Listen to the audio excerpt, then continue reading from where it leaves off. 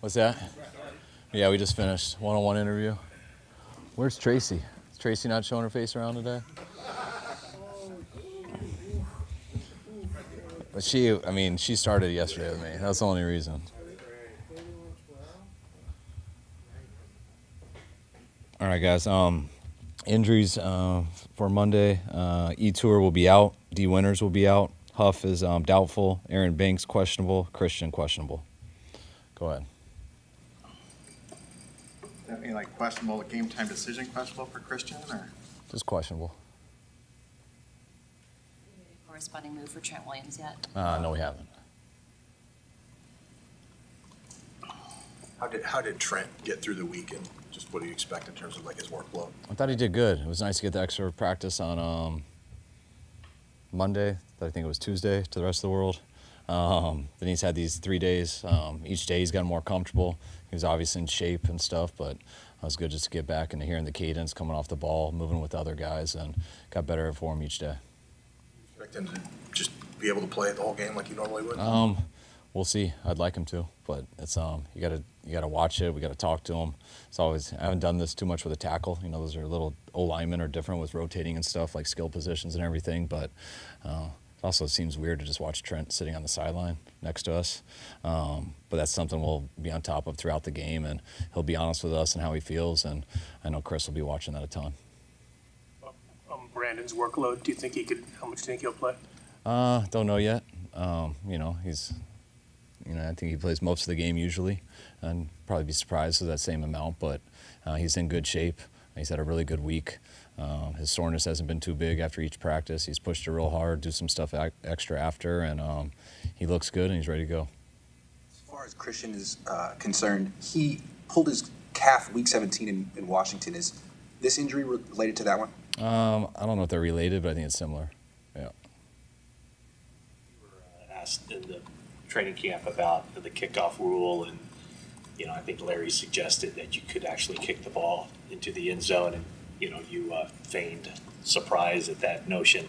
Are you surprised at all through the first two games of how the kickoff return hasn't been a factor? Not really. I think we were kind of expecting that. Just I think like you guys were too, and it's looked that way so far, and probably be surprised if it changed. What do you think of the Jets' corners? They don't travel their corners. Does it make it easier as a play caller when you know what side they're going to be on? It would if one of them wasn't very good. But they're both really good players. They got a real good nickel, so it's not much of a difference.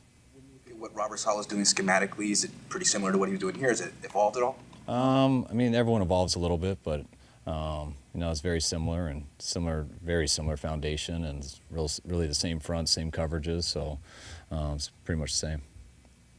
How did Brock and BA kind of rebuild their chemistry this week? Well, him and Brandon Allen have been around each other all camp. We call him BA also a lot too, so they've been great. They started throwing together. Saturday was the first time they came up here alone and just did it, and they've had, I think they did it Tuesday, Thursday, Friday, and today, so they haven't missed a beat. He'll get back in the flow of things. So putting a lot on a guy just to expect him to be exact same way, but he does look that way in practice, and he'll get better each week.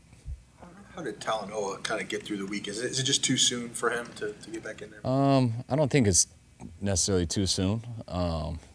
I think he's looked great, so we're just trying to be the safe as we can be with him, be smart with him. We haven't ruled him out, just in case of an emergency or anything, which means that if he needed to, he would be available. But we're just trying to play it smart with him. What went into your backup quarterback decision? You got to make a decision.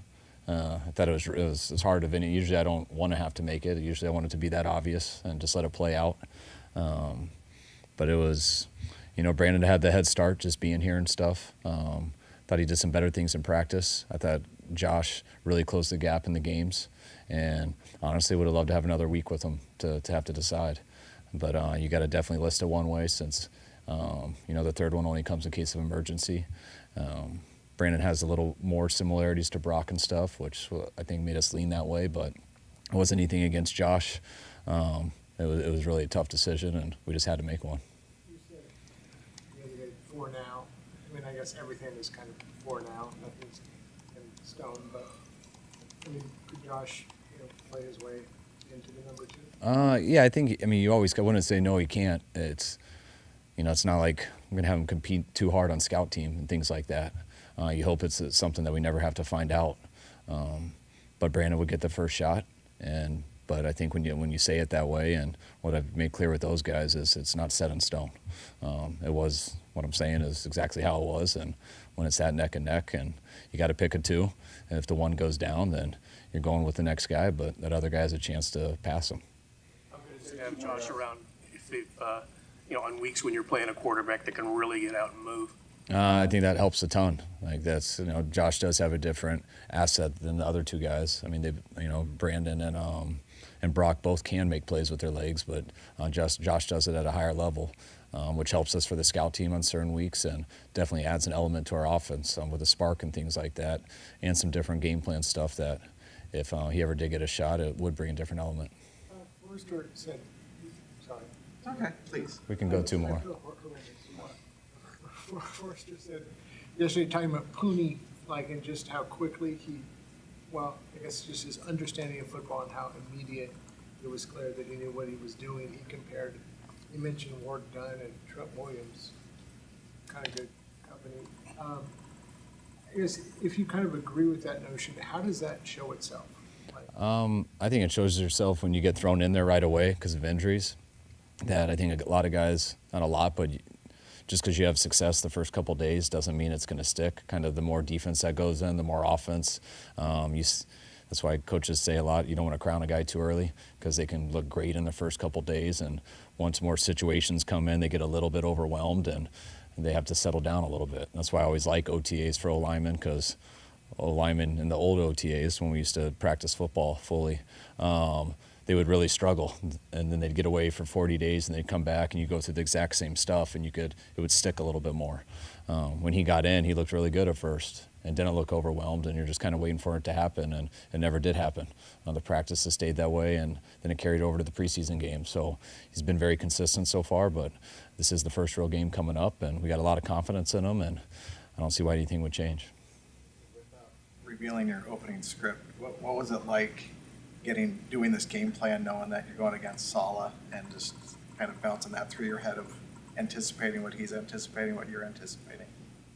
Not as much as usual. Saleh's very sound in what he does. He's not going to overthink it, so I'm not going to overthink it. I just hope our stadium people don't let him run the stairs. Won't let him get any workout in, and hopefully that'll rattle him a little bit. But it's I know Brick so well too. Brick's a great coach and a good friend also that I have a history with. So got a lot of guys on their staff that I've had a history with, friends too, which adds a different element. Just makes it more fun to talk to each other after and before a little bit. But I don't see really much relevance once the game starts. Just to follow up on that, it seems like a lot of your play calling is predicated on what you expect the defense, what defensive call you expect from them. So the fact that you know Robert so well and he knows you so well, does that, like that whole, I know that you know thing, how do you guess along with somebody you know so well? I think that's why I like Saleh's scheme. That's why I like our scheme. There's not a lot of guessing to it. It's a very sound scheme. That there's not a lot of holes in it. When you have to get, and if you have good players and you have a scheme that doesn't have a lot of holes, it's tough to expose it on offense. When you don't have very good players and you have a sound scheme, it's hard to stop people. So eventually you got to take risks. You got to do more things that make you vulnerable on defense that also are a problem for an offense, but it gives them a chance for big plays. And that's why I've always liked this type of scheme, because it's harder to go against, because they aren't as vulnerable, because they aren't as risky. That doesn't mean that they're scared to do it or by any means, just like us. But the goal is you don't want to have to be reckless on defense and give the offense a lot of opportunities for easy gashes. Make them work for everything. And then you can coach fundamentals. You can coach coming off the ball as a D-line. You can coach running and hitting, tackling, and make offenses work for every little thing they do. When you feel you don't have that type of scheme or you don't have the players to run that scheme, you got to get over aggressive as a play caller. You got to time it out perfectly, and there's a lot of risk, but there also is reward, and that's when the calls affect it a lot. When it's like this, you try to keep it as simple as possible and take care of the football and hope that the better football players take over. Thanks, guys.